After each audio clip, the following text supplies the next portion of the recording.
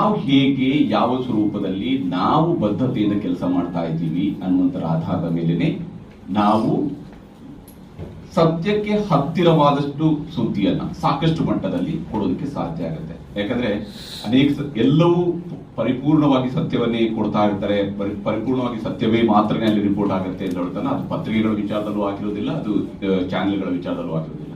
ಆದ್ರೆ ಬಹಳಷ್ಟು ಸತ್ಯಕ್ಕೆ ಹತ್ತಿರವಾಗಿರತಕ್ಕಂತಹ ಸುದ್ದಿಯನ್ನು ಕೊಡುವಂತದ್ದನ್ನ ಆಗುತ್ತೆ. ಅನೇಕ ಸಂದರ್ಭದಲ್ಲಿ ಇಂಟರ್ಪ್ರಿಟೇಷನ್ಗಳು ಚೇಂಜ್ ಆಗ್ಬೋದು.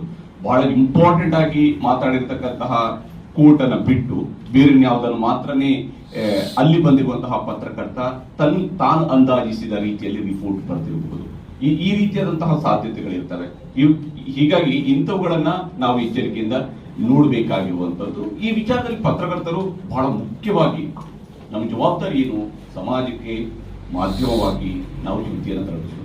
ಜೊತೆಗೆ ಇಲ್ಲಿ ಹಿರಿಯ ಪತ್ರಕರ್ತ ವಿಶೇಷವಾಗಿ ಚಿದಂಬರ ಬೈಕಂಪಾಡಿ ಅವರಿದ್ದಾರೆ. ಅವರ ಬರಹಗಳನ್ನ ನಾನು ವಿದ್ಯಾರ್ಥಿ ಆಗಿದ್ದಾಗ ಓದ್ಕೊಂಡು ಬಂದಂಥವ್ರು. ಹಾಗೆಯೇ ತಾರನಾಥ್ ನನ್ನ ಕಲೀಗ್ ಆಗಿದ್ದಂಥವ್ರು. ನಾವು TV9 ಅಲ್ಲಿ ಆರಂಭದ ದಿವಸಗಳಲ್ಲಿ ಕಲೀಗ್ ಆಗಿದ್ದಂಥವ್ರು ಅವರು. ನಮ್ಮ ಹರೀಶ್ ಬಂಟ್ವಾಳ್ ಇದ್ದಾರೆ, ನಮ್ಮ ಸುದ್ದಿ ಬಿಡುಗಡೆ ಪತ್ರಿಕೆಯ ಸಂಪಾದಕರು.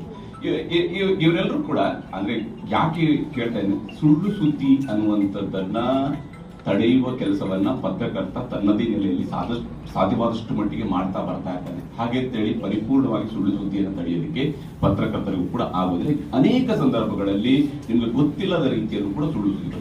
ಒಂದು ಉದಾಹರಣೆಯನ್ನು ಹೇಳ್ತೀನಿ. 2018ರಲ್ಲಿ ಕೊಡಗಿನಲ್ಲಿ ದೊಡ್ಡ ಫ್ಲಡ್ ಆಯಿತು. ಆ ಫ್ಲಡ್ ಆದಂತಹ ಸಂದರ್ಭದಲ್ಲಿ ಒಂದು ವಿಡಿಯೋ ನಮ್ಮ ಚಾನೆಲ್ಗಳಲ್ಲಿ ಹಾಕಿದ್ವಿ. ಇವರು ಬೈಕಲ್ಲಿ ಹೋಗ್ತಾ ಇದ್ದಾರೆ, ಮಣ್ಣಿನ ರಸ್ತೆ, ಒಂದು ಹೊಳೆಯ ಮೇಲೆ ಬರುತ್ತೆ, ಹೊಳೆ ಫುಲ್ ಪ್ರವಾಹ ಇರುತ್ತೆ. ಅವರು ಆ ರಸ್ತೆಯಲ್ಲಿ ಹೋಗ್ತಿರುವಾಗ ಆ ಹೊಳೆಯ ನೀರು ಮೇಲೆ ಬಂದು ಕೊಚ್ಕೊಂಡು ಹೋಗುತ್ತೆ, ಇಬ್ಬರು ನೀರು ಪಾಲಾಗ್ತಾರೆ. ಸುದ್ದಿ ಏನು ಅಂತಿತ್ತು, ಕೊಡಗಿನ ಕೋರಂಗಾಲದಲ್ಲಿ ಇಬ್ಬರು ನೀರು ಪಾಲು, ಬೈಕ್ ಸವಾರ ನೀರು ಪಾಲು ಅಂತ ಹೇಳಿ ಸುದ್ದಿ. ಚಾನೆಲ್ ಅಲ್ಲಿ ಹೋಗಿರುವಂತಹ ಸುದ್ದಿ, ನೀರು ಪಾಲು ಅಂತ ಹೇಳಿ ಸುದ್ದಿ ಹೋಯ್ತು.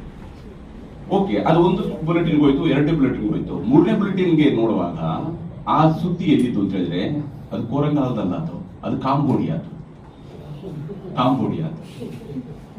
ಅಂದ್ರೆ ಕಾಂಬೋಡಿಯಾ ಇಂಥ ಸಂದರ್ಭಗಳಲ್ಲಿ ಪಾಪಪ್ ಆಗುವಂತಹ ಇಲ್ಲಿ ಇರುವಂತದ್ದು ಅಂದ್ರೆ ನಾವು ಒಂದು ಯಾವ್ದೋ ರಿಪೋರ್ಟ್ ಮಾಡ್ತಾ ಇರ್ತೀವಲ್ಲ, ನಮಗೆ ಪಾಪಪ್ ಆಗಿ ಬರುವಂತಹ ವಿಡಿಯೋಗಳು ಎಲ್ಲೆಲ್ಲಿಂದ ಬರ್ತವೆ ಅಂತ. ಮತ್ತೆ ಫೀಲ್ಡ್ ಅಲ್ಲಿ ಇರುವಂತಹ ರಿಪೋರ್ಟರ್ಗೂ ಕೂಡ ಗೊತ್ತಾಗಿರೋದಿಲ್ಲ ಎಷ್ಟೊತ್ತಲ್ಲ. ಈಗ ಕೋರಂಗಾಲಕ್ಕೂ ಕಾಂಬೋಡಿಯಾದಕ್ಕೂ ವ್ಯತ್ಯಾಸ ಗುರುತಿಸಬಹುದಾಗಿರುವಂತಹ ಯಾವ ಲಕ್ಷಣಗಳು ಅಲ್ಲಿ ಇಲ್ಲ. ಅಲ್ಲಿರುವಂತಹ ವ್ಯಕ್ತಿಗಳು, ಅಲ್ಲಿ ಇರುವಂತಹ ಹಿಂಬದಿಯಲ್ಲಿ ಕೂತಿರುವಂತಹ ಸವಾರ ಮತ್ತು ಮುಂದೆ ಕೂತಿರುವಂತಹ ಇಬ್ರು ಕೂಡ ನಾರ್ಮಲ್ ಪ್ಯಾಂಟ್ ಶರ್ಟ್ ಹಾಕೊಂಡಿದ್ದಾರೆ, ಇಂಡಿಯನ್ ಸ್ತರದಲ್ಲಿ ಕಾಣ್ತಿದ್ದಾರೆ. ಮತ್ತೆ ಬಹಳ ಕ್ಲೋಸ್ ಅಪ್ ಫೋಟೋ ಏನಿಲ್ಲ ಅದರಲ್ಲಿ. ರಸ್ತೆ ಯಾವುದೋ ಒಂದು ಮಣ್ಣಿನ ರಸ್ತೆ ಇದೆ, ಈ ತರದ ವಿಡಿಯೋ. ಇದು ಇಮಿಡಿಯೇಟ್ ಆಗಿ ಹೋಗ್ಬಿಡುತ್ತೆ ಚಾನೆಲ್ಗಳಿಗೆ. ನಾವು ಹೇಳ್ತೀವಿ ಚಾನೆಲ್ ನಲ್ಲಿ ಸುಳ್ಳು ಸುದ್ದಿ ಹೋಯ್ತು. ಹೌದು, ಅಫ್ಕೋರ್ಸ್ ಅದು ನಮ್ಮ ಜವಾಬ್ದಾರಿ, ಅದನ್ನು ತಡಿಬೇಕಾಗಿರೋದು ನಮ್ಮ ಜವಾಬ್ದಾರಿ. ಅದಾದ ನಂತರದ ಆ ಘಟನೆಯ ನಂತರ ಬಹಳಷ್ಟು ಸಂದರ್ಭಗಳಲ್ಲಿ, ವಿಶೇಷವಾಗಿ ಆಪರೇಷನ್ ಸಿಂಧೂರ್ ಸಂದರ್ಭದಲ್ಲಿ ಹಾಕಿರುವಂತಹ ಅನೇಕ ವಿಡಿಯೋಗಳಲ್ಲಿ ಏನಾಗಿತ್ತು, ವಿಡಿಯೋ ಗೇಮ್ಗಳಿಗೆ ಸಂಬಂಧಪಟ್ಟಂತಹ ವಿಡಿಯೋವನ್ನ ಹಾಕಿರೋದು ಕೂಡ ಉದಾಹರಣೆ ಆಗಿದೆ. ಬಹಳಷ್ಟು ಆಗಿದೆ. ಇದು ವಾಸ್ತವ. ಇದನ್ನ ನಾವು ಇಲ್ಲ, ನಾವು ಹಂಗೆ ಮಾಡೇ ಇಲ್ಲ ಅನ್ನೋ ರೀತಿಯಲ್ಲಿ ಹೇಳುವಂತದ್ದು ಏನಲ್ಲ, ಇದು ವಾಸ್ತವ. ಇದು ಆ ರೀತಿಯಾದಂತಹ ವಿಡಿಯೋಗಳು ಬರ್ತದೆ. ಏನಾಗತ್ತೆ, ಅರ್ಜೆನ್ಸಿ, ನಾನು ನನ್ನ ವೀಕ್ಷಕರಿಗೆ ಬೇಗನೆ ಸುದ್ದಿಯನ್ನು ಕೊಡಬೇಕು ಅನ್ನೋ ಅರ್ಜೆನ್ಸಿ, ಇದರಲ್ಲಿ ಹೋಗುವಂತಹ ತಪ್ಪು ಮಾಹಿತಿಗಳ ಸಾಧ್ಯತೆ ಇರುತ್ತೆ. ಆದ್ರೆ ಅದನ್ನ ಆದಷ್ಟು ಕರೆಕ್ಷನ್ ಮಾಡುವಂತಹ ಕೆಲಸವನ್ನ ನಾವು ಮಾಡ್ಬೇಕಾಗುತ್ತೆ. ನೋಡಿ, ಇವತ್ತು ಮಾಧ್ಯಮ ಎಷ್ಟು ಫಾಸ್ಟ್ ಆಗಿ ಹೆಂಗೆ ರಿಯಾಕ್ಷನ್ ಆಗ್ತಾ ಹೋಗುತ್ತೆ. ನಿಮ್ಗೆ ಯಾವುದೇ ವಿಡಿಯೋ ಎಷ್ಟು ಪಟಾಪಟ್ ಸಿಗುತ್ತೆ ಅಂತ ನೋಡಿ.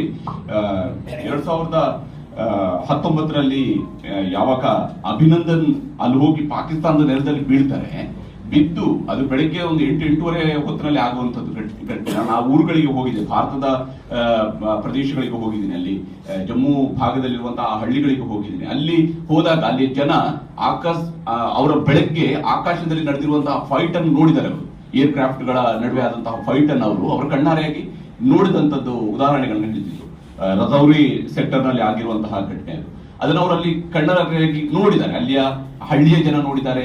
ಆ ಒಂದು ಹಳ್ಳಿಗೆ ನಾನು ಒಂದು ಹಳ್ಳಿಗೆ ಹೋಗಿದ್ದೆ. ಆ ಹಳ್ಳಿಯಲ್ಲೂ ಕೂಡ ಶೆಲ್ಗಳು ಬಂದು ಬಿದ್ದಿದ್ವು. ನಾವು ಹೋದಂತ ಸಂದರ್ಭದಲ್ಲಿ ಅಲ್ಲಿಯ ನಮ್ಮ ಮಿಲಿಟರಿ ಅವರು ಅಲ್ಲಿಗೆ ಬಂದು ಅದನ್ನ ಡಿಫ್ಯೂಸ್ ಮಾಡುವಂತಹ ಕೆಲಸವನ್ನು ಮಾಡಿ ಆದ್ರೆ ಆ ಹಳ್ಳಿಯ ಎದುರುಗಡೆ ಇರುವಂತಹ ಬೆಟ್ಟ ಏನಿದೆ ಅದನ್ನ ಆ ಕಡೆಗೆ ಹೋಗಿ ಬಿದ್ದಿರೋದು ಅಷ್ಟೇ, ಬಹಳ ದೂರದಲ್ಲಿ ಏನಲ್ಲ. ಆದ್ರೆ ಆ ಬೆಟ್ಟದ ಆ ಭಾಗದಲ್ಲಿ ಇರುವಂತದ್ದು ಪಾಕಿಸ್ತಾನ, ಅಲ್ಲಿ ಆದ್ರೆ ಬಿದ್ದಿರುವಂತದ್ದು ಒಂದು ಘಟನೆ ಆಯ್ತಲ್ಲ. ಹಿಂದೆಲ್ಲ ಆದ್ರೆ ಆ ವಿಡಿಯೋ ಬರೋದಕ್ಕೆ ಎಷ್ಟು ಡಿಲೇ ಆಗಿರ್ತಿತ್ತು. ಆದ್ರೆ ಅದು ಆ ಘಟನೆ ಆಗಿ ಒಂದು ಅರ್ಧ ಗಂಟೆ ಆಗಿಲ್ಲ, ಇಡೀ ಭಾರತದ ಎಲ್ಲ ಕಡೆಗಳಲ್ಲೂ ಕೂಡ ವಿಡಿಯೋ ಓಡಾಡೋದಕ್ಕೆ ಶುರು ಆಗಿತ್ತು. ವಾಟ್ಸಪ್ಗಳ ಮೂಲಕ ಬಂತು, ಸೋಷಿಯಲ್ ಮೀಡಿಯಾದಲ್ಲಿ ಬಂತು.